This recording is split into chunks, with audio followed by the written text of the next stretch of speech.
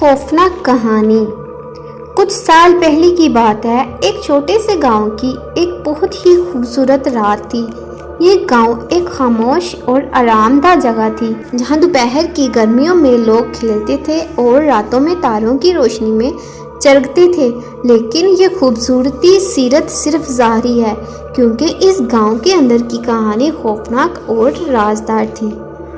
اس گاؤں کی قدیم مسجد کے پاس ایک قدیم مزار تھا، جس کی کہانیاں اور خوفناک روایت گاؤں کے بازاروں میں سرگرمی سے پھیلی ہوئی تھی۔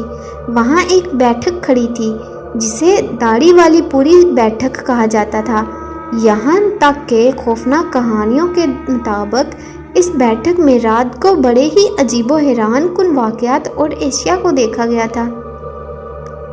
مزار کے قریبی علاقے میں رہنے والے ایک خاندان کے افراد نے مزار کی قدرتوں اور اس کے راز کو خود پر تھوپ دیا تھا۔ ان کی آنکھوں میں مزار کی طاقت کو بچانے کا ایک ذریعہ ہونے لگا اور انہوں نے داڑھی والی پوری بیٹھک کو اپنا علاقہ بنا لیا تھا۔ وہ یہ امید کرتے تھے کہ ان کی علائش کم کرنے سے مزار کے اندر پسندیدہ روحوں کی تعداد کم ہو گئی۔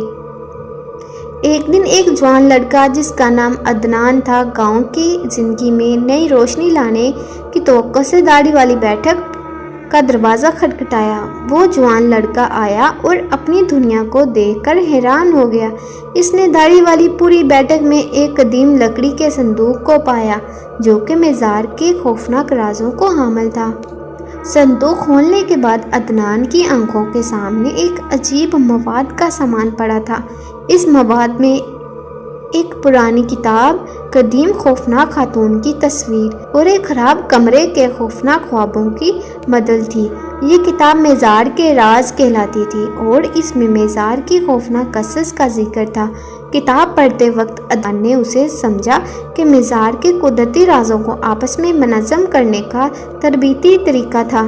اگلے چند ہفتے میں عدنان نے اپنی تعلیم مکمل کی اور مزار کی رازوں کو سمجھنے لگا۔ وہ داڑھی والی پوری بیٹھک میں اپنی قابلیتوں کو تربیت دیتا رہا اور مزار کے قدرتوں کو بچانے کے لیے کوشش کرتا رہا۔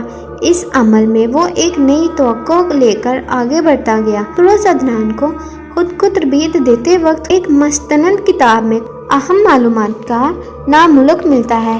اس کتاب کے مطابق مزار کی قدرتوں کو بچانے کا واحد طریقہ اس مزار کو تباہ کرنا تھا، اور اگر مزار کو تباہ کر دیا جائے تو وہ سارا علاقہ خاموش ہو جائے گا۔ عدنان کا دل ڈوب کر رہ گیا۔ وہ اب ایک بڑا فیصلہ لینے کی آڑ میں تھا۔ کیا وہ مزار کو تباہ کرنے کا فیصلہ کریں گے یا اس کی قدرتوں کو بچانے کی کوشش کریں گے؟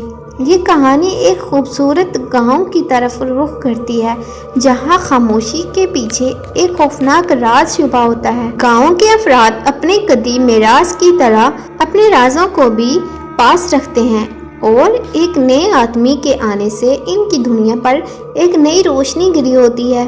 اب کبھی بھی ایک راز کی تلاش میں ہو سکتے ہیں، لیکن آپ کو یہ بھی یاد رکھنا چاہیے کہ رازوں کی کھدائی کبھی کبھار خطرناک ہوتی ہے، اور آپ کو اپنے فیصلے کو بہت اچھی طرح سوچنا ہوتا ہے۔ اور اسی کے ساتھ میری یہ کہانی یہیں پر ختم ہوتی ہے۔ Thank you for watching.